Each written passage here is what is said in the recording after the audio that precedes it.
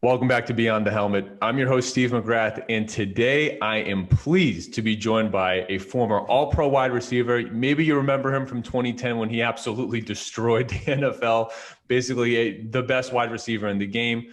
11-year pro, none other than Brandon Lloyd. Brandon, how are you doing today, my man? I'm doing well. Thanks for having me on. Thank you for taking the time. Of course, like I told you before, we jumped on here. Grew up a Patriots fan. Fell in love with your game then. Obviously, knew who you were from the 2010 season that you had. But really a privilege to get a chance to pick your brain about how you put together such a successful career on and off the field. Right on. I really appreciate you doing your homework and bringing on a lot of former professional athletes who have amazing stories to tell and can be inspiring. And I look forward to providing your listeners and viewers with some jewels. Oh, I can't wait. No, of course, it's been a couple years since you've played. So you've had a chance to get into some things. And I mean, going back to, at least 2013, you had dipped your toes in the waters of things outside of sports. So just to set the stage for where we are in 2021, I mean, what are you doing today? Where are you concentrating your time and your efforts? Well, I'm concentrating my time and efforts with CareerWise Colorado, and we're a nonprofit, and we're centered around modern youth apprenticeships. So we're not in the skills trades. We think the unions have done a really great job at the skills trades and developing youth in that matter. We're focused on the white collar roles here in Colorado, and we're expanding nationwide. That's awesome. So it's just crazy to me that, for a guy that has, you grow up you go to school in Illinois, you play in all these different, cities across the United States, but Denver is that what you're calling home? That's what I'm calling home. Man, 2010 really was a good year for you, huh? You said, you know what? My stakes are planted here. You catch 100 balls in a city, you should stay.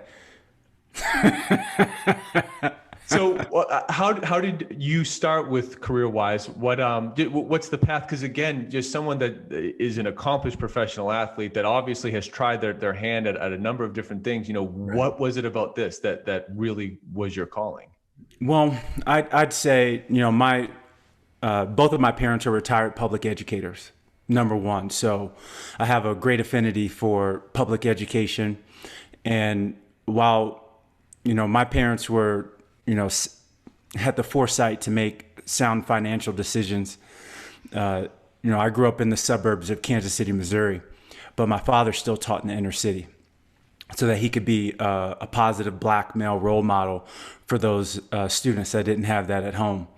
And ever since I was, 16 years old and it became a public figure, on the cover of the Kansas City Star sports section.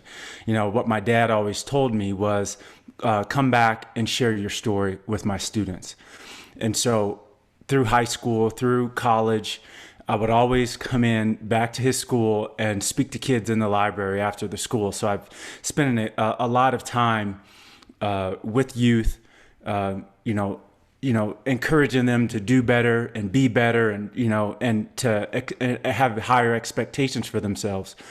But as I was reflecting back on that, when I went to the NFL, I was saying to myself, me being on the cover of the Kansas City Star wasn't putting food on these kids' table. So I always sought to do something bigger and a smaller pool. I wanted to make the biggest impact where I could.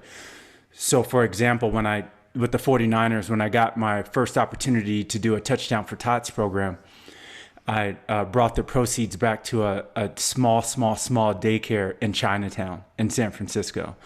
I brought Blessings in a Backpack, which is a food insecurity program, to my elementary school in Blue Springs, Missouri.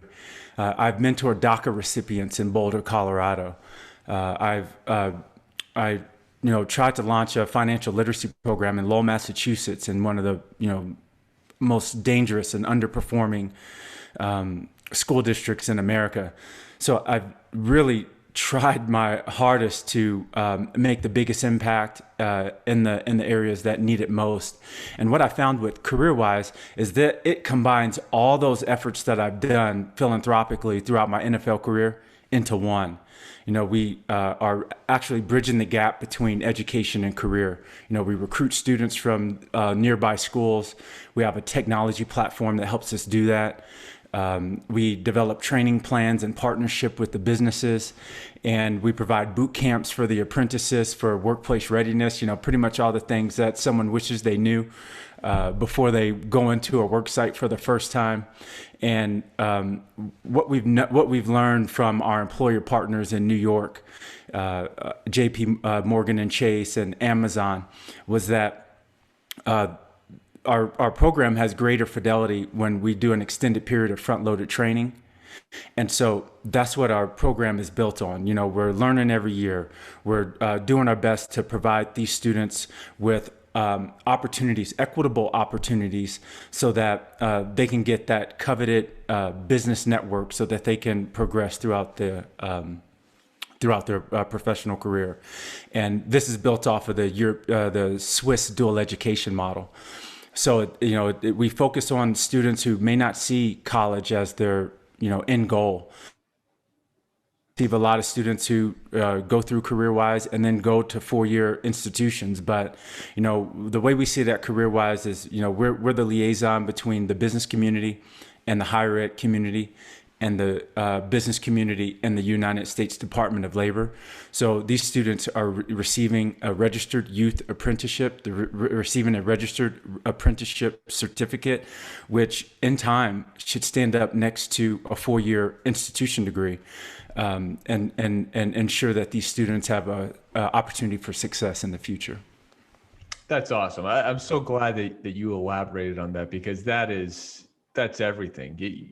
A buddy of mine, just to take this back to football, is a local high school coach around here, and he realized that your kids meaning his players, only know as much as what the coach does, because if you can't educate them, then they'll never know the nuances of the game. They're only going to know what the coach knows. So take it back to what you're doing. If you're living in a situation, you're a young child, you don't know how high to aim your sights because there's no one there to tell you. I mean, you're now providing the outlet to say, no, like all of this is possible. We can make it happen for you. I mean, that changes lives. Yeah. And that's the important part, is and you don't have to be the daddy either.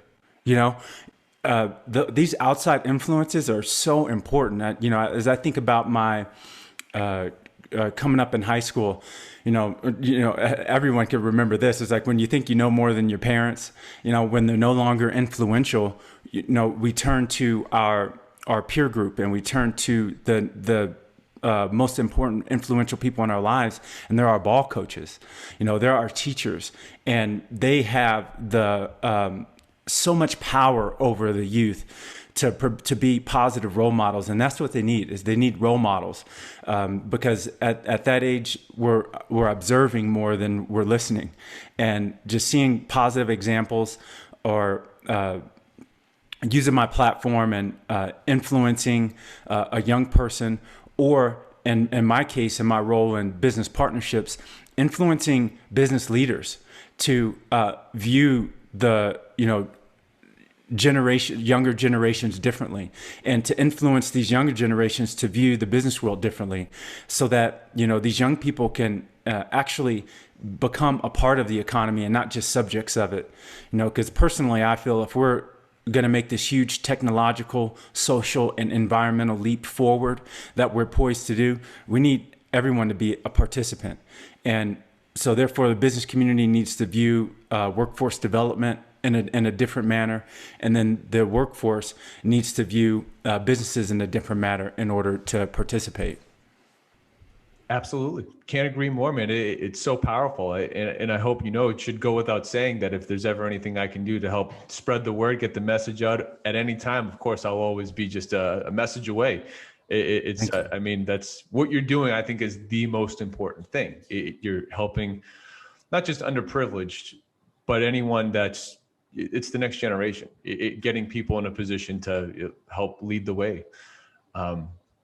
So, man, I want to just take this back a little bit to the 2010 season, the reason why maybe you're still in the Denver area. For you, that's maybe when a lot of people got to know you that weren't aware of you in college. But I mean, like 2003 is your rookie year. 2010 is this huge, big year for you. I'd really like to highlight what that path is. But for 2010, what is it about this special set of circumstances in year like 7 that allows you to finally have things come together and you can show everyone what you're capable of? Like, what went right in this special hurricane that allowed you to flourish? I'd say what went right was, I call it, when opportunity and effort meet. Because I've always prided myself on giving extra effort, and the way I played, I would dive for balls that players wouldn't dive for, or go for balls that players wouldn't go for, attempt a catch that players might let go, and that's how I differentiated myself amongst my peers. So, I guess the opportunity aspect of that was, I had a good relationship with Kyle Orton in Chicago. He goes to Denver, and Josh McDaniels was in Denver. He actually ran my pro day at the University of Illinois. And so he liked my talent, all those many years ago. And I think that was kind of the sweet spot. They were down a receiver in training camp, and Kyle Orton called me in the off season, was like, what kind of shape you in? And I was in this pretty strange shape. I was working out with my dentist, who's a amateur triathlete. Big old Russian Jewish man, big old legs and butt. And we were doing powerlifting, Olympic lifting with him Monday, Wednesday, Friday. After those workouts, I go play basketball at a fitness facility with the hip hop community in Chicago. And Tuesday, Thursday, Sunday, I was rock climbing with my restaurant owner neighbors in Lake Forest. So I was in this like strange shape. I hadn't been catching any footballs, but Orton calls, Josh McDaniels calls. They bring me out for a workout, and I just lit it up. And so it was, that was what queued up that 2010 season, but that was still 2009. And in that season, they had Brandon Marshall, Eddie Royal, who was a fan favorite, Brandon Stokely, and Jabbar Gaffney as the top 4 wide receivers. And one thing about the NFL is, people are going to get hurt, right? So no one got hurt. Those 4 receivers were remarkably healthy all season, that 2009 season. And it wasn't until the last 3 weeks of the season when 2 of those receivers started to fake injuries because they didn't want to ruin their prospects for the next season. And so I got an opportunity to play. And so that was what really sparked that. I had 2 solid games in 2009 at the end of the season. And that's what really queued up that 2010 season. So by the end of that 09 season, you essentially allow yourself to go work out in this crazy eclectic sort of way, doing these, whatever it seemingly your interests were to stay in shape. At that point, do you recall feeling like, hey, this might be the end, this might be over? And I guess independent of that answer, did that put more stress on you to, hey, I want to see if I can still get another shot? Or was there less stress because you were just like, you know what, I'm going to do whatever makes me happy because, man, I just don't know what's next. Do you just remember mentally trying to figure out how you felt about everything? Yeah. And 2008, coming from, my time with the Washington football team, and, I just had a really bad experience with Joe Gibbs, and just the, getting on the field and then coming into Chicago, I was pretty much the general manager from the Washington football team, and Joe Gibbs tried to eight-ball me from the NFL after my time with the Washington football team. And it was only Ron Turner, who was the offensive coordinator at the Chicago Bears, who was my college football coach at the University of Illinois, told Lovie Smith that he wanted to reach out to me and bring me in. And so Ron called me while I was when I got released from the Washington football team, and said, I told Lovie I can't vouch for anything that's been in the press about you over these last 2 years there, but I've known you since you were 16 years old. I know you're a good kid. I know your parents, and we should give you a shot. And so that's how I got back into the NFL after that time. And having a decent season, I was with Chicago. That was actually the first time where I was putting up 175 yards in a game. 2 touchdowns, and it was kind of like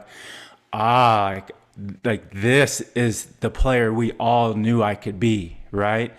And then I tore my knee, halfway through the season, and for salary cap reasons, the Levy didn't put me on IR and was just kind of like, do your best to get back. And so that's what I tried to do, and that was amidst a lot of pressure from the media, saying that I wasn't tough enough, or I was ready to play, but I'm just not. It was a lot of nonsense that was happening, a lot of external nonsense that I was combating, and so I was actually thought I was in a position, but then to have that knee injury, I thought it was really over at that point, because no calls came in. That call from Denver didn't come in till July. Yeah. And so I was, just floating around Chicago. I left Illinois early. So I was like, what? I got the ball rolling to finish my degree in communications and with the emphasis in journalism. I lined up a role at the Big Ten Network. So I was ready to make the transition. And the producer at the Big Ten Network says to me, "Are you sure you're not done?" And I said, "I'm done. No one's calling." I was like, it's June right now and nothing's happened. And actually my sports agent told me, he's like, "You know what, Brandon? I think this is it." It's like when the sports agent says that, it's, as I was like, all right, it's over, because they're pretty optimistic. They'll, sports agent, he'd have sent me to Canada if I was still wanting to play.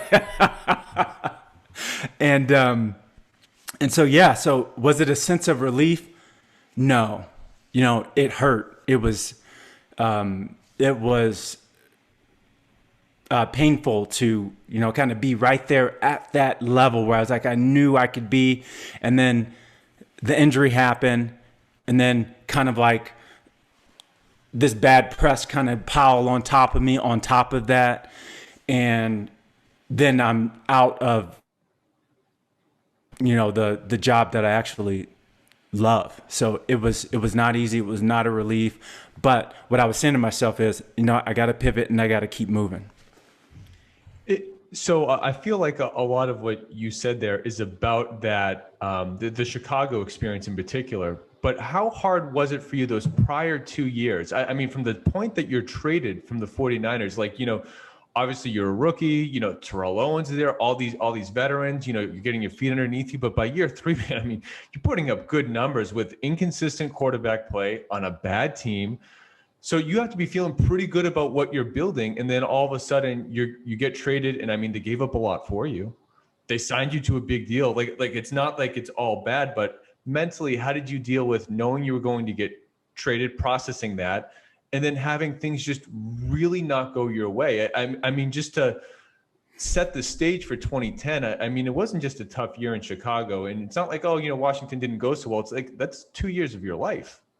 Right. How I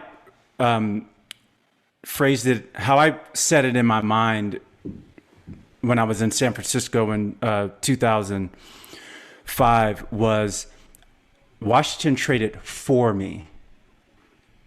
San Francisco did not trade me. I was a restricted free agent, and they had to give up a lot. So that team wanted me more than any wide receiver in the NFL at the time, and that was an honor.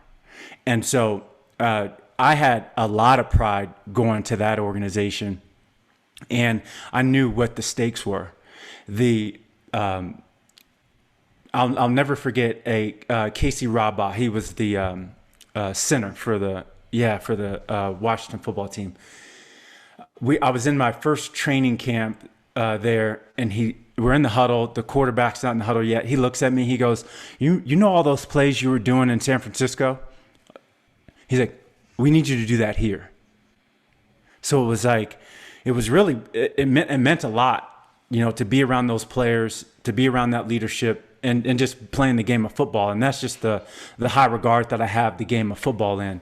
And then, yes, for it not to go, to again have inconsistent coaching, inconsistent quarterback play, just a lot of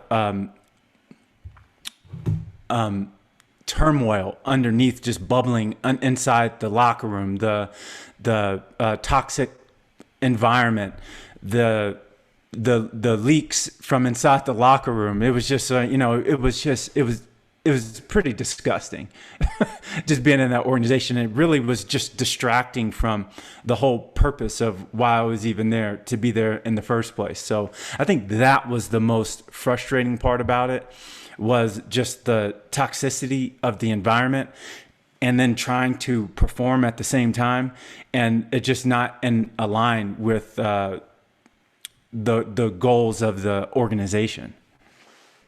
Totally. So just one last question on that part of your story. I think Joe gives and I don't know if it's him, because I don't want to put words in his mouth, but at some point I think the toxicity, the leaks. I mean, it goes without saying all the issues that they had. So who knows where it came from? But I think someone had basically said, well, Brandon is, something about questioning your work ethic or some. So do you, given all the well-documented internal problems that they had, when that also comes out too, where they're pointing the finger at you, how much do you question yourself, and, are you capable, could you get past the pride part that you came to the team with? How much did your mental state deteriorate to the point of you basically being like, am I doing stuff wrong? Is this my fault? Yeah. Did you have to work through being in a bad place negatively? Oh yeah. Cause when people are playing psychological warfare, it's not easy to maintain a high level of confidence. And I started slipping into, maybe I don't work hard enough. Yeah, maybe I'm not good enough. Maybe I'm not. And what I was saying to myself is, why on earth would someone sign me to a $29 million contract and then tell me I'm worthless? I was like, this isn't true. And it was only just that first year was difficult for me because I started to believe it. That second year there, I was like the double middle finger. I was like, fuck you. Like, I don't believe it. I don't buy it. I'm not going to allow you to pull me down into this like sulking, darkened place, because I'm not that kind of player. I play my best when I'm happy, when I'm smiling, when and my confidence is high. And so I fought against that toxicity and maintained my my foundation. And that was a lot of my problems. The pride was not gonna allow me to be something less than I knew I was. I knew I was greater than that, but I wasn't gonna allow this team or these individuals on this team to tell me I wasn't. And this is why I wanted to basically recap a 4-year, from those 2 years in Washington, Chicago, when you first get to Denver, but you don't really break out. I mean, I wanted to start at 2010 because, hey, man, you are the best receiver in the league. But man, there's a 4-year period there where so much of the NFL is mental. Physically, you're good enough to be there. And the differences between all the guys is so slim because you are the best of the best. So mentally, you have to be so strong and sharp. So that's why I needed to really flesh out that 4-year period that I'm sure there's so many stories that could have gone differently had guys been able to persevere through that. Because that's enough to break most people, period. So true. So true. And what do I attribute that to? My upbringing, my parents, the times where, my parents would say to me, here's one thing about my father is that nothing was ever regular for him. If he'd say, what are you going to school for? And someone would say, criminal justice. He'd say, great, you can be a judge. He's like, all right, Brandon, what do you want to major in college? Journalism. Great, you're going to be on ABC News. You're going to be on ESPN.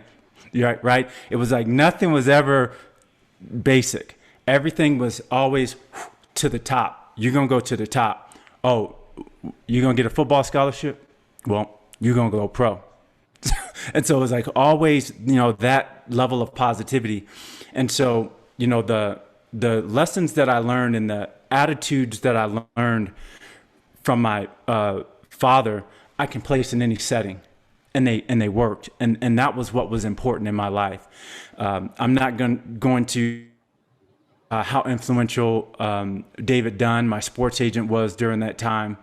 Obviously my faith and belief in God, my brothers and sisters, there was a lot. And then just my outside network of close friends, that were not my family, who were a sounding board, which is, of business leaders who actually would take my career and not put it on a pedestal. They'd say, oh yeah, I got fired 2 years into a 7-year contract also, right? So they actually would take their world and insert mine, and they didn't, look at me like I was something greater than them. We looked at each other as peers, and so that was really helpful for me to view my football career through the lens of any other business professional in the world.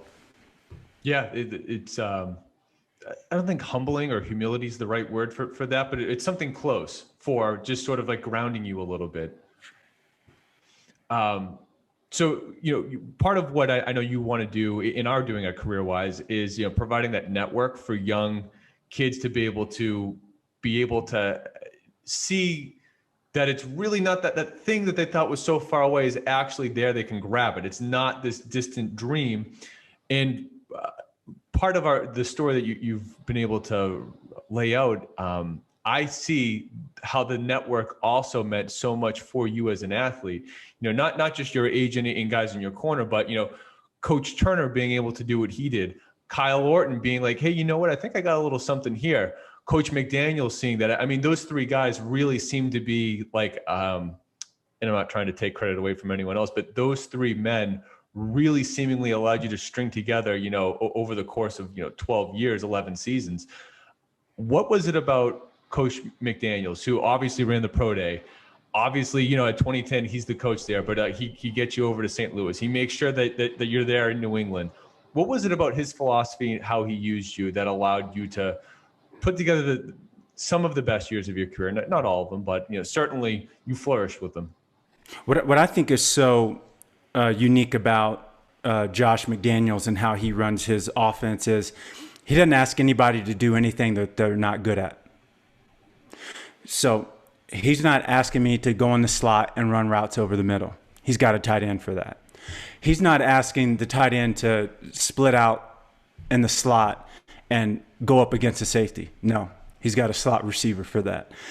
He asked me to do exactly what I was good at.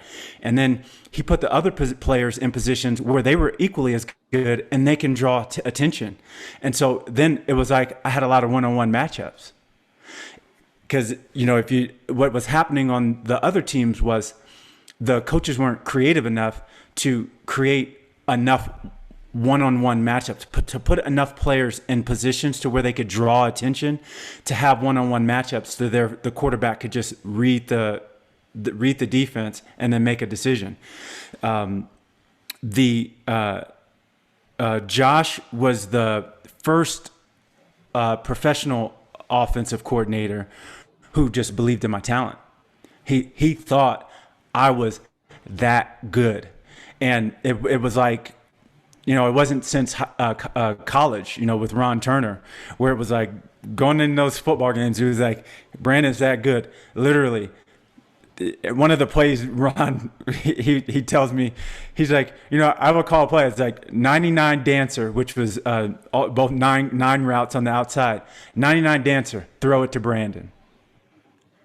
Like, no matter what the coverage is, no matter how many people are over there, and I would make those plays. And so it was like, that's the way it was with Josh. It's like, he believed in me that much. And then the quarterback did also. The quarterback, Orton and I liked each other. Josh and I liked each other. And that was just a rare kind of setting for a professional environment. And so I think those were a few of the touch points why we were so successful. Now, part of that, though, is it's different teams. Kyle with Chicago, but then there's chemistry over in Denver. Josh, obviously 3 different spots there. What were you doing that allowed you to new building, new zip code, all new faces, no problem? I mean, obviously on some level, the scheme, you have to understand what you're doing, and that might not have changed if it's the same coach. The chemistry with the quarterbacks there, but it goes without saying that there's a lot of adjustment there for you to have all these different stops and be able to kind of find a way to continually pick up where you left off. Yeah, I had this attitude in college where, when Kirk Kittner, he was, one of the all-time great quarterbacks at Illinois. We won the Big Ten championship. He was great. And then when he left, it was a bunch of bad quarterbacks. And I was complaining. Well, the quarterback can't this. The quarterback's doing this. The quarterback. And Ron Turner says, Brandon, shut the F up. It's like, I can put one of my daughters back here. Your job is to catch the ball. I was kind of like, oh, okay. So I developed this attitude where it was like, let me just not be the weak link. Let me just focus on what I got to do. If I put up numbers, then that'll put the team in a good position to win. I'm not going to focus on what the quarterback's doing. I'm not going to focus on what the running backs are doing, what the defense is doing. I just want to put together my game, and that should help the team win. And so I think when I moved into these different organizations, I just kept that attitude. It was like, let me just focus on myself. Let me just deliver. Let me not get caught up in any of the nonsense that's going on, or any of the poor habits or bad behaviors on any of these organizations that I get plopped in, and let me just execute. And that was my focus. So how much of that, because I understand you were a bit of a student of the game from a young age. Yeah. How much of that came from maybe not necessarily your mental approach, because that I think takes more experience. You have to go through the gauntlet a little bit to figure that out. But just trying to be that professional, though, it seems like, again, student of the game, how much of this came from like a weirdly early age, you looking at what guys were doing and trying to build this idea of what it meant to be a good player? Right. And so that's why I love your backdrop, all those Sports Illustrateds back there, because that's what I was doing when I was a kid. Was that what you were doing? Just reading articles and just absorbing it? Sure. I actually got a chance to work a lot of autograph shows. So a lot of these are actually 8x10s. And I was around people that were, sometimes they were 40, 50 years older than me. But I was like, oh, now that I've met this person, I want to go figure out who they really were. Right. And it's just such unique stories behind them. And that's what, I was, fortunate enough, my parents, those Scholastic News, remember when you were in elementary school and you buy those subscriptions, I got it in maybe third grade, and my parents kept it all the way through till now, probably. But I went through those articles. I studied the behaviors, and I studied, the good and the bad, from the Jerry Rice story from its inception, the Michael Jordan and Mike Tyson rise and fall, like all of it. And I wouldn't say that it was that, it was more the men in my life that instilled that in me. My father, observing my father's, working two jobs. My father was a public educator, but he worked a night shift at an envelope factory. And so on Mondays, he would work Sunday, the day shift, all the way to the night, come home only to lay down for a little bit and then wake up and then go to school on Monday to teach students. So it's like his work ethic, I didn't hear him complain once. There was no complaining. And it was just more the observations of that man in my life that instilled that type of work ethic and mentality in me. Role models. It's everything. But I do need to ask, so I heard a little story you had about Isaac Bruce and Torrey Holt while you were in college. Do you mind just setting the stage for that? Because I think that considering what you were able to do after that, what that was and the ripple effects that it had. Again, more men, like real men.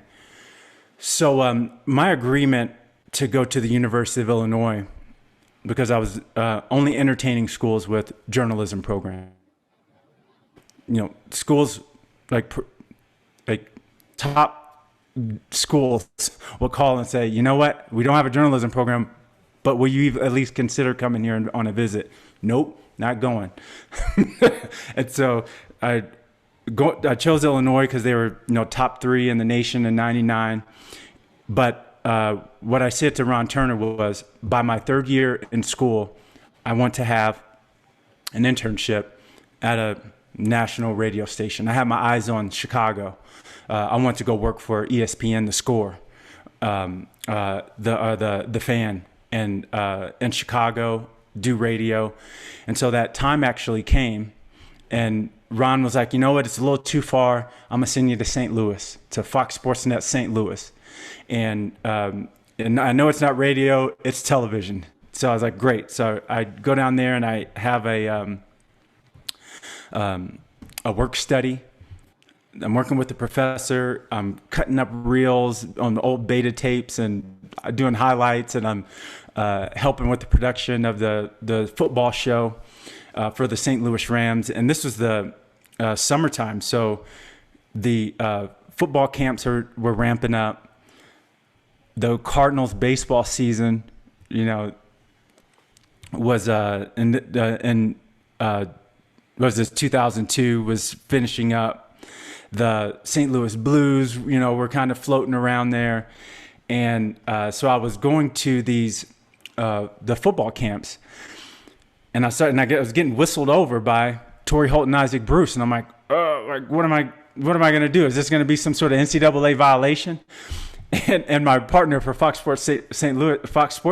Louis says, dude, you better go over there. That's Isaac Bruce and Torrey Holt. You better see what they say. You got a media credential. You're all good.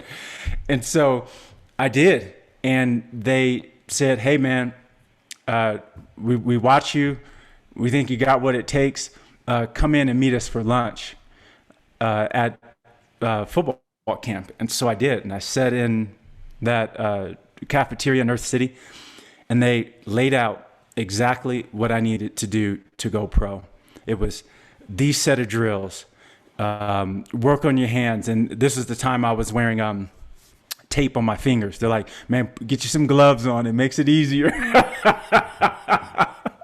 Right? And so I got these drills that learned from them, and they really instilled in me a mindset of what it takes to be pro, go pro, and to finish college on a high note and stay focused and not rest on my laurels. And I did, man. I took those set of drills back to Illinois, and we had a legendary class of receivers: Aaron Moorhead, Greg Lewis, Walter Young, and myself. And I was like, yeah, y'all, Isaac Bruce and Torrey Holt told me to do these drills. And they're like, damn, we doing them too. And so it was nice. It was again, more role models, more examples set at a very influential time in my life. It's so awesome. I love that story. And I've, like, role models has been the theme, but like it takes a tribe. Like it really does. You kind of need to have all these different hands that help push you along the way. It can't be one person all the way through. You got to have different experiences kind of put on you that you can work through. And it, yeah, man, I love it. So I just, as we're working towards the end here, what does it take? And, I think, specifically when you get a chance to play in New England, top notch in terms of wins on the field organization. I'm not saying that it doesn't have its own flaws, but, when you take that into that 11 season, 6 different franchises, and really kind of 7 49ers at the beginning and end of, basically 2 different things.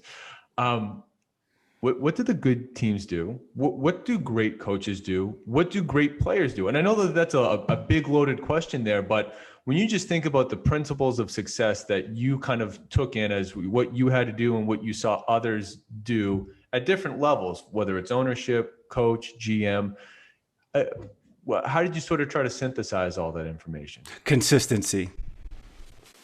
The weird leadership that I was under, they were inconsistent. The great leadership, they were very consistent. For example, Bill Belichick addressed the football team for 1 hour every morning. He did not miss it. In those weird franchises, coach may not address the team for 2 days. May only address the team just to say good morning and then kind of do a head count and then pass it on. The messaging on the great teams was consistent. I'll change organizations. So even though the St. Louis Rams organization was pretty crappy, Steve Spagnuolo was very consistent. The messaging of positivity, of finding the silver linings, putting your the lens that you view the world in was very consistent. And so that's what was separating the fantastic leadership from the bad leadership. And maybe the players did the same. Yeah. And to shift gears, and I'll use those same 2 examples because that's when I seen the best examples of both. Was in St. Louis, Steven Jackson, first one in, last one to leave, best shape, most consistent with his diet. He brought his meals in catered, his wardrobe tailored, everything. His dreads, fly. Everything's fly.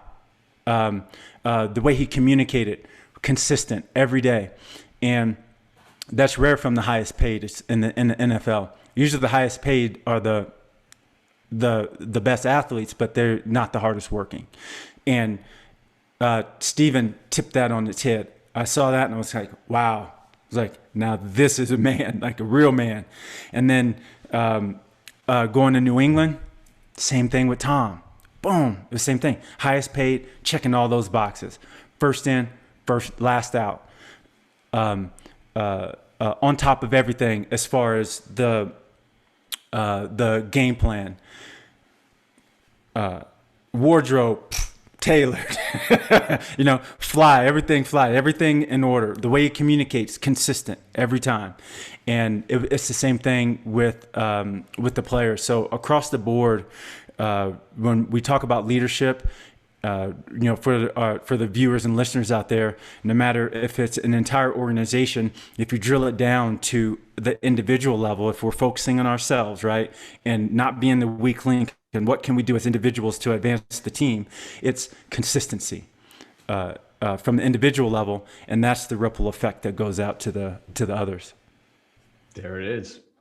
But if you're gonna mention dreads, I gotta ask, what happened, man? Old age, couldn't maintain it.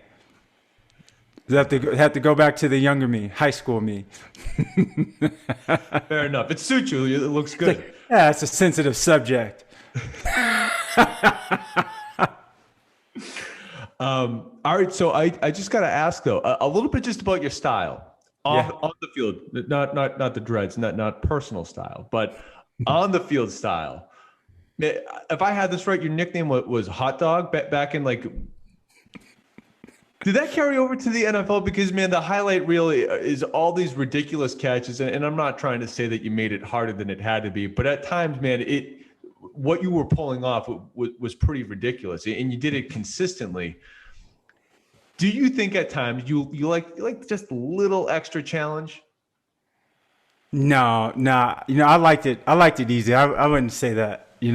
I made those catches because I had to.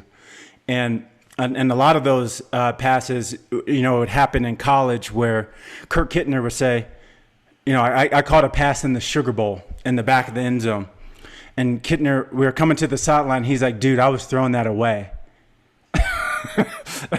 Right. So, it was kind of it was just more, I think my catch radius was really wide. So it's like, if you think about the radius around a player, and you factor in the vertical leap or lateral movements, like the radius for me was just really enormous. And so I think when quarterbacks got around me, it was like, dude, I can just put it in the general vicinity and we'll see, and then we'll see what happens. And so I think then that's where that came from.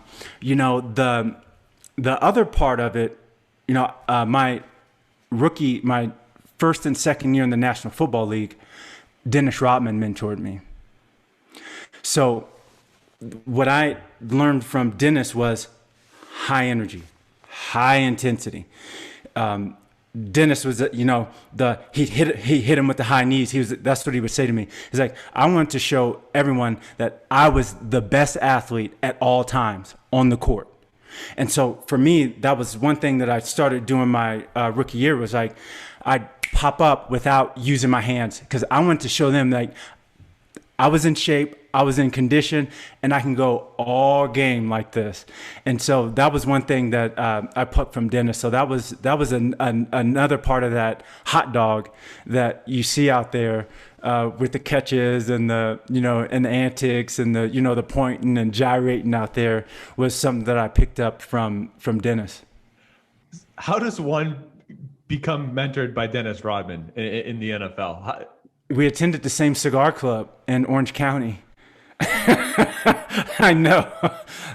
When I was training for the National Football League, for the NFL Combine, I was out in Orange County, and then the cigar shop in my neighborhood was ran by a man from Illinois. He was from Chicago. So, I kind of go in there to get my cigars, and he's like, what do you know about these cigars? He's like, I have my Illinois driver's license. He's like, what are you doing? And he's like, I recognize you. He says, I'm going to be watching the Lakers in the NBA Finals. Come by, but you have to come around the back, because I closed the restaurant, or I closed the cigar shop, turned the lights out, and we watched it in the back. So I go in the back and I walk in. It was just me and Dennis. And so we sat there and we started watching the Lakers playoffs. He spoke a lot of positivity into my life and in preparation for the NFL. and, started taking me around. He would bring me to the Lakers games and to the chairman's club and, floor seats at the Lakers games, and take me to sushi and just like speak to me and just like speak about being a professional athlete and, being yourself, doing it your way, but also balling out at the same time. And so it was just like a lot of messaging that he put into my life early on. And so that's how that that's how that came about. I have so many questions and there's nowhere near enough time. I'm so happy that I know this now. When I said it takes a tribe, I didn't know Dennis would be part of that tribe, but he's absolutely someone that I'd want in there. Give me the enigma that no one understands, but he's obviously wired in a way that he's one of the best. He seemingly really understood what his niche was and what he brought to the table. And that's just what he did relentlessly. And was the best at it. And he was himself the whole time, which is what I love so much about The Last Dance. I felt the last two appearances, the 30 for 30 and then the Hong Kong trip really didn't give Dennis his proper light. Yeah. And then that's what I love so much about The Last Dance. He had a whole episode dedicated to his greatness. Yes, his antics, but the greatness was so overshadowed the nonsense when you put in perspective the pain and trauma that he went through early in his life. And that's who I got to know, as his mentee. And that was what was inspiring for me in my career. Awesome. Well, Brandon, to wrap this up, I got this little thing called the gauntlet. I just got a couple quick hitters questions for you, starting with what's most important? Is it the number one offense or number one defense? Number one defense. All right. From the wide receiver, I appreciate it. Now, man, you caught a bunch of balls, but who, if you had to pick one, threw the best ball out of everyone that you played with? Orton. All right. Favorite football memory? What's the first thing that jumps out? Oh, I don't know. I have to think about that. I haven't thought about that. That's tough. That's tough. My favorite football memory, I'll pick the Pro Bowl selection, the selection of the Pro Bowl. Am I supposed to elaborate? I've seen others elaborate on these questions, but I didn't think that was the whole point. So that's why I'm not elaborating. The original conception of this was no elaboration, but as time went on, I realized that it actually made more sense. Like offense or defense, okay, you can just pick one. But if it's like favorite memory, like there should be leeway there to elaborate. And it was the selection to the Pro Bowl because of my peers. Just on theme with what you were saying, it's like 8 years of overnight success where people don't see the time before and or the work that goes into it before. And it's like, oh, this guy just came out of nowhere. No. It was like 8 whole years. And then to be selected by my peers, to be selected by opposing coaches, like that's my favorite, my best football memory. The acknowledgement. But thank you for respecting the gauntlet, by the way, to try to stay true to, I mean, that's class right there. Players or scheme, which do you think is more important when it comes to winning? Scheme. Fair enough. Last one, I think it's the most important question I can ask. Not that there hasn't been a lot sort of sprinkled throughout here, but what's the one best piece of advice that you'd like to leave us on?